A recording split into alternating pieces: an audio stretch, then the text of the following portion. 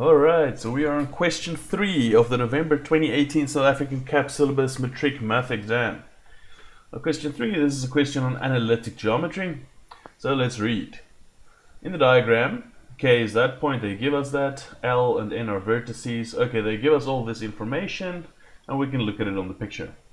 Right, now, the first question, question 3.1. 3.1.1. Okay, calculate the gradient of Kn. So we need to find the gradient of Kn, of that line. Now how do we find a gradient? Well, a gradient is just a change in the y values divided by the change in the x values. Right? How far does it go up or down versus how far does it go sideways?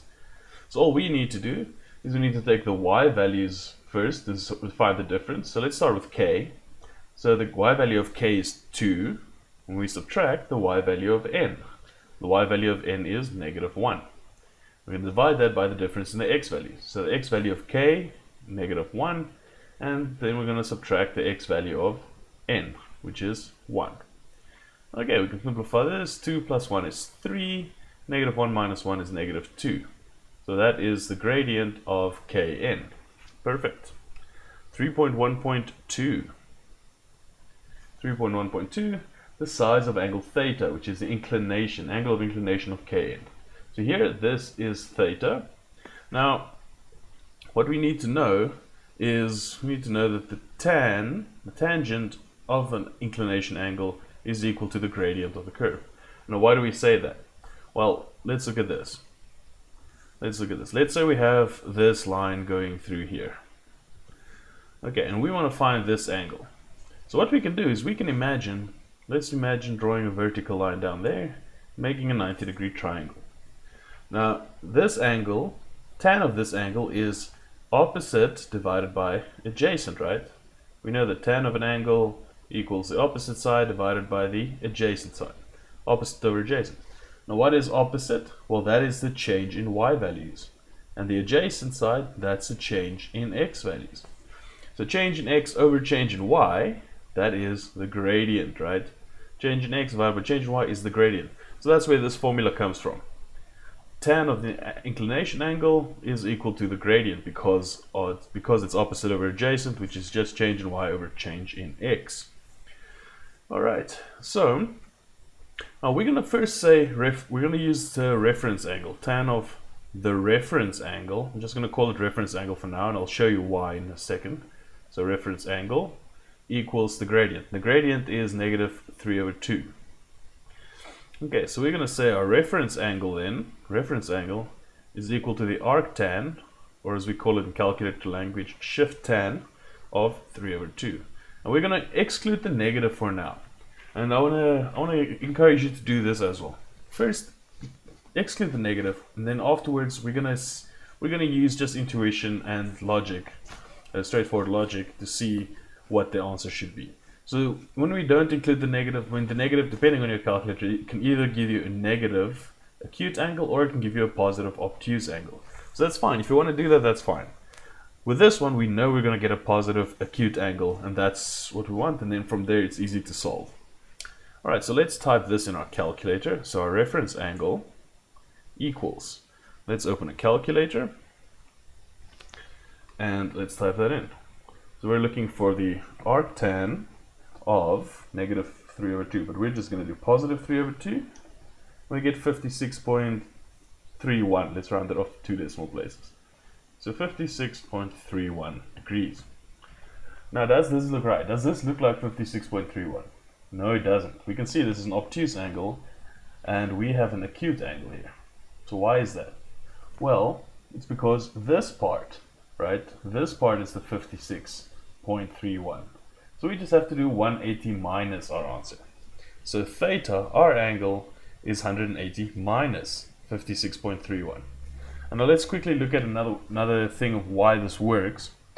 If we look at our plane here, y and x, and we look at our cos diagram, right? I'm sure all of you are familiar with the cos diagram. We're just saying these letters just represent which trigonometric function is positive in which quadrant. So in this quadrant, the cosine or cos is positive, all things are positive here, sine is positive, and tan is positive here. Right, this is 180 degrees obviously. If we move that way we get minus, moving this way we get plus. So 180 plus some degrees will be here, and this is obviously 0 or 360 or any multiple thereof actually.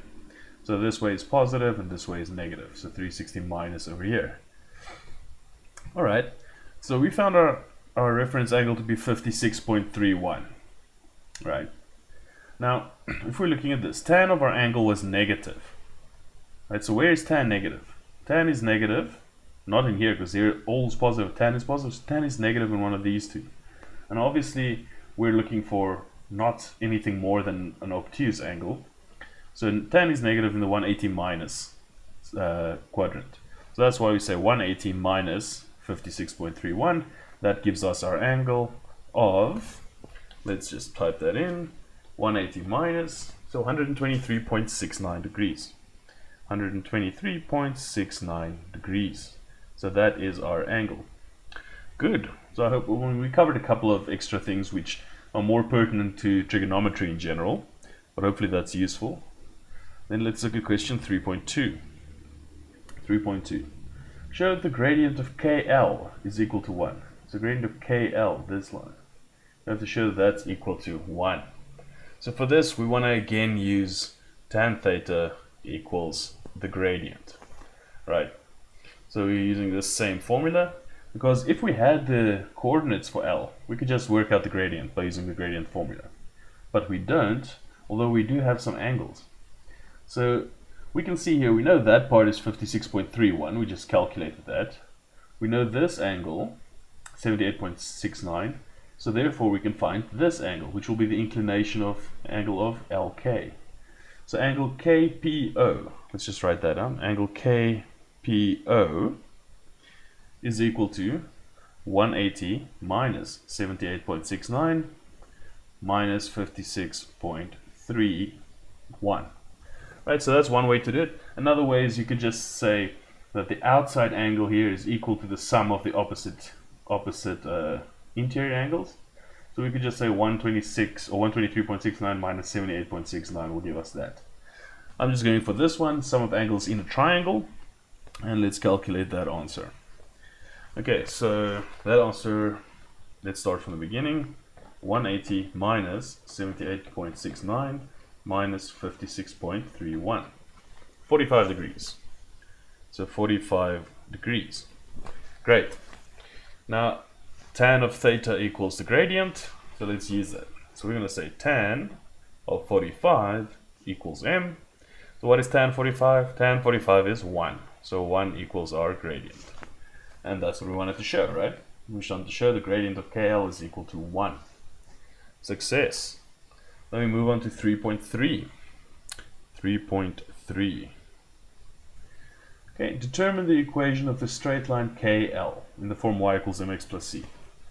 Okay, so for KL, we need this equation of this line. Let's just write down y equals mx plus t to start with. We know it's a straight line. Y equals mx plus c. But we already know m is 1, right, for KL. So we can, so far we can say y equals 1x plus c. And then to find c, we can substitute a point that lies on the line. So which point do we know that lies on the line? Well, the point k. So we can substitute in point k. Let's just write down the coordinates for k, which is, what's that, negative 1 and 2. Let me just make sure. Negative 1 and 2, yep. So we're going to substitute this into our equation. So y is 2 when x is negative 1. Take the 1 over and we get 3 equals c. So our final answer is y equals x plus 3. Y equals x plus 3. That's the equation of the line KL. Good, we're making good progress here. Question 3.4. Calculate the length of Kn. Okay, let's do this over here. Question 3.4. The length of Kn. Okay, K and N. Oh, we know both coordinates, so that should be pretty straightforward. We know the formula for the length, and the formula for maybe we should just look at where that formula comes from. Okay, so let's do rough work over here. I'm going to erase this again. Let's just do some rough work. Let's say we had this line, point O and point A. And O will be 0, 0, the origin, and let's call A the point 3, 4. Now we know how long this line is, so we want to find the distance OA. Okay, well, let's imagine again we draw a vertical line making a 90-degree triangle. So now we can use Pythagoras to find this length, right? If we know this length and this length. And we do. What is this length? Well, this length is just the difference between the two x values. So it's the x value of 3 minus 0, so that'll give us 3. Let's just write 3 minus 0. And this will be the y value of 4 minus the y value of 0. So 4 minus 0. So OA, we can say OA squared equals 3 minus 0 squared plus 4 minus 0 squared. And then if we want OA by itself, we need to take the square root. So this is all it comes down to. And then you'll get OA equals 5. So this distance formula of x1 minus x2 squared plus y2 minus y1 squared, that is just Pythagoras, right? So you don't even need to memorize this formula. You can just apply Pythagoras' theorem. All right, so let's apply that. So we're going to say, from what we just learned, that we know it's going to be the difference between the x values squared plus the difference between the y values squared. And you can switch these around, right? Like 2 plus 3 is the same as 3 plus 2. So that doesn't matter if you switch the brackets around. X is first, y is first, it doesn't matter. Alright, so let's plug in our values. X values for k, so negative 1, and the x value of n is 1. Now the y value of k is 2 minus, and the y value of n is negative 1.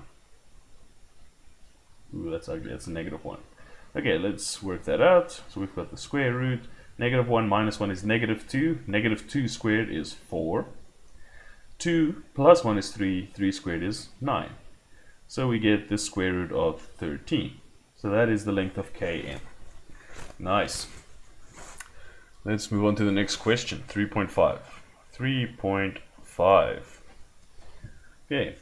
It is further given that kn equals lm. Okay. So let's just show that on the picture.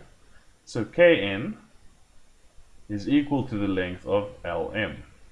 So these two lengths are equal. Now that we know that, calculate the possible coordinates for L. Okay, so if we know this distance, this length, then we can work out the possible coordinates for L. Alright, let's see how we go about that. So let's just write down what we know. Kn equals lm. We know the distance kn is root 13. We just calculated that. So that must be equal to the root of, and now we're going to plug in the values for lm. Okay, so the distance between L and M. So what are the values? What is the coordinates of L? Let's just write that down as well. The coordinates for L. Well, we don't know what x is, so we'll just write x. And we don't know what y is either, right? But what we do know is it lies on the line KL. And KL has this equation, y equals x plus 3. So we know the y value is x plus 3. Right, so you could put y, but then you'll have two unknowns. Now we have y in terms of x, which helps us a lot. Okay, so let's continue calculating. So we know the square root of 13 equals, and then big square root sign, now the difference between L and M. So the x value of L is x, and what's the x value of M? Negative 3. So minus 3 squared plus, and now the y value of L is x plus 3 minus the y value of M is negative 5. So minus negative 5 squared. Okay, square both sides, so we get rid of the root signs. And now we just multiply this out. Or let's actually just simplify a bit. So minus minus becomes a plus. And x plus 3 plus 5 is x plus 8. X plus 8 squared. Now we see it's just a quadratic equation, so let's solve. 13 equals, so if we square this bracket, we get x squared plus 6x plus 9. Square this bracket, we get x squared plus 16x plus 64. Okay, that's a quadratic equation, so we want to have 0 on one side and everything else on the other side. So x squared plus x squared is 2x squared. 6x plus 16x is 22x. And then 64 plus 9 is 73. Minus 13 is 60. Okay, we can divide everything by 2 to make it a bit easier. So we'll have x squared plus 11x plus 30. Okay, and this one, yep, it looks like it can factorize. So we'll factorize this, but you can also use your formula, your quadratic formula, or you can use completing the square to solve this. So it's just going to be x plus 6 and x plus 5. Alright, so then we get either x equals negative 6 or x equals negative 5. Right, and then we have to find the y values for this. So if x is negative 6, let's plug this into our equation. But L lies on the line y equals x plus 3, right? So y equals x plus 3, but we know x is negative 6 plus 3, so y equals negative 6 plus 3 is negative 3. Or if x equals negative 5, we get y equals negative 5 plus 3, which gives y to be negative 2. So L can be negative 6, negative 3, or L can be negative 5, negative 2. So those are possible coordinates for the point L. It looked like a bit of work, but at no point was there anything really difficult. I think the crux here is to realize this, that the y value of the L's coordinate is x plus 3 because we know L lies on the line y equals x plus 3. So y is x plus 3. I think if you got that, you would get the rest of the question right as well. Alright, that was 3.5.1 actually, 3.5.1. Now we need to do 3.5.2. So determine the coordinates of L if it is given that KLMN is a parallelogram. Okay, let's switch colors again for this one. Let's move back to green. And now they tell us that this is a parallelogram. And it kind of looks like a parallelogram, which is nice, added bonus. It doesn't have to be to scale. Okay, so now we need to find the coordinates of L if we know that this is a parallelogram. A couple of ways we can do this. I'm going to show you the way I think is the easiest way, sort of using the vector idea. So I'm going to do 3.5.2 over here. So in a parallelogram, we know opposite sides are equal and parallel. So it means the movement from N to K is exactly the same as the movement from M to L. Right? So if we go left and up a certain amount, we have to go the same amount left and up from here to here. So that's the thing I'll use. And I think that's the easiest way to think about it. Okay, so from N to K, how did we move? Well, the x value moved from 1 to negative 1. So we said we had our x value and we subtracted 2 from that, right? We moved 2 left. And for the y values, we started at negative 1, we ended at 2. So we moved 3 up. So our y value we added 3 to. So we'll do exactly the same thing from M to L, sorry. So from M to L, we'll do the same thing.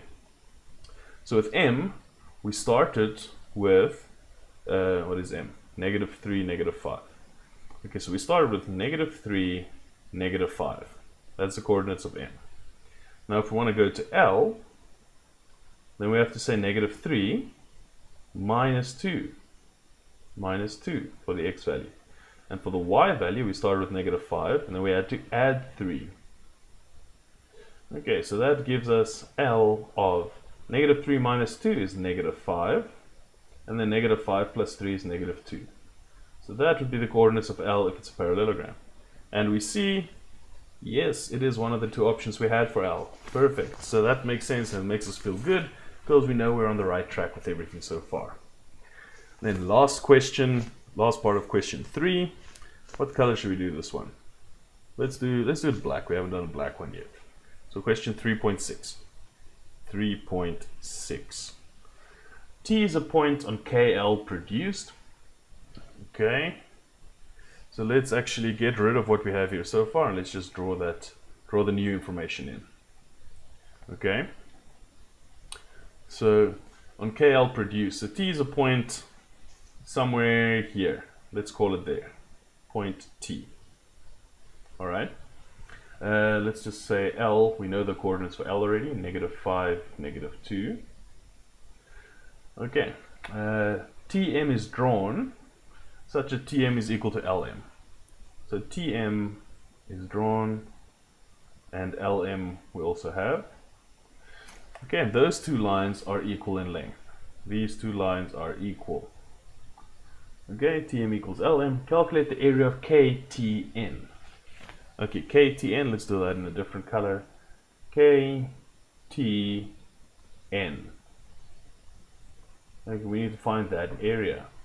So how do we find the area of a triangle? Some of you might be thinking half times base times perpendicular height, and that's correct if we have a right angle triangle. But we don't know if this is right angled, it probably isn't. So what else do we know? How do we calculate the area of a triangle? Area of a triangle equals half times A times B times sine of angle C. So half times two of the sides multiplied together times sine of the angle in between those two sides. So if we had this, right, let's call this A, B, C. So side A, side B, and side C. So the area of this triangle would be half times this side times sine of the angle in between them. So that is the formula or equation of how to calculate the area of a triangle if it's not a right angle triangle. Right. So what do we need? We need two sides and an angle in between. So length of two sides. So we have this length, right? We already calculated that. That's root 13 over here. We don't have this length. We don't have that length. So that's a bit of a problem. So we still need two lengths. If we wanted to use this angle, we need this length and this length. So maybe let's see can we calculate the length KT? Can we do that? Well, if we want to do that, we need the the coordinates of t. So let's see if we can find the coordinates of t. Coordinates of t, we know it lies on the line KT. So far we know for t, we know it's on the line y equals x plus 3. So it's got x and x plus 3 as coordinates. Now, we also know, actually, before we do that, there's a much quicker way to do this. So let's do the quicker way, because we don't want to waste time unnecessarily. We know that t lies on this line, right? And we know the distance tm is the same as the distance lm. But we already calculated all the possible positions that a point could be to have this distance, right? In the previous question, or 2 questions ago, this one, possible coordinates for L. We calculated it must be either this, or it must be -6, -3. These 2 points will have the same distance. So I'm assuming that's what they expect us to look at. We know the coordinates of t because we already calculated the possible locations of points on this line that will give us this distance to m. So we know t's coordinates, -6, -3. So we can just write them in. T equals -6, -3. If you didn't spot that, what you could do is you could put it back into our equation, distance equation. In essence, you would just do this question again. Right? You just repeat this question and get to the same place, and you'll get these 2 options, and you'll obviously know to pick that one because that one is the coordinates of L. So that's fine. You could redo the whole question, no problem. Now that we have the coordinates of t, we need to find, what did we say? The distance kt. We need to find the distance kt. So kt, again, we can use our distance formula. So k is -1, 2. Let's actually write the coordinates of k down here. K is -1, 2. So now we can just use this difference between the x values. So -6 minus -1, -6 minus -1, all of that squared, plus difference between the y values, -3 minus 2, -3 minus 2 squared. Okay, so kt equals the square root. -6 plus 1 is -5, squared is 25. And -3 minus 2 is -5, -5 squared is also 25. So kt is just the square root of 50. Great. So now we have one of the sides. We have this side. We know this is the square root of 50, this side. Kn, we already know it's the square root of 13. We've calculated that. And we have this angle. So we're good to go with our calculation. So we can write the area of the triangle is equal to half times the one side times the other side. Let me just rewrite that 3 to look like a 3, sort of. And then times sine of the angle in between them. So what was that angle? 78.69, right? 78.69. 78.69 degrees. Okay, let's plug this into our calculator and see what we get. So we have a half times square root 50 times square root of 13 times sine of 78.69 degrees. Boom. And we get 12.5, if we round that up. 12.5 units squared. Good, that is it. If you used a different method to find the area of the triangle, please let me know in the comments below. I mean, we could have, there's lots of different ways we could do it. We could use constructions like maybe drawing a vertical line here. I mean, not vertical, a line that makes 90 degrees, a perpendicular line. We could do that. We could have done it with one of the other sides maybe. So let me know if you've done anything like that, a different way to find the area. But I think the simplest way is just to use this formula, half times A times B times sine C, and just calculate the length of KT. Alright, so that is it for this analytic geometry question. Let me know about any questions or alternate methods, and then I'll see you again for question 4.